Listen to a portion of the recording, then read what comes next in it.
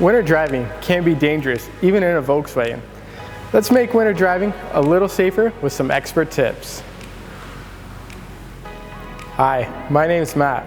I'm a sales consultant here at Volkswagen Waterloo.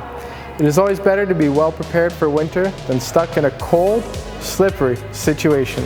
So the first thing you should do is ask yourself, is my vehicle winter ready? Not sure what that exactly entails?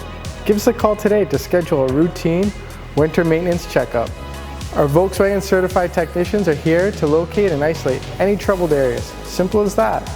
Once your car is completely road and winter ready, it's crucial to always have in your trunk a solid ice scraper and a survival kit. Luckily, we have a pre-built roadside assistance kit here at our Waterloo location. It includes booster cables, roadside triangle, 15-function pocket tool, LED flashlight, survival blanket, disposable poncho, whistle, cotton gloves, plastic seal, duct tape, and a medical emergency kit. If you want to go to the extra step, we recommend having a charged battery phone bank, small shovel, traction mats, candles, and a lighter.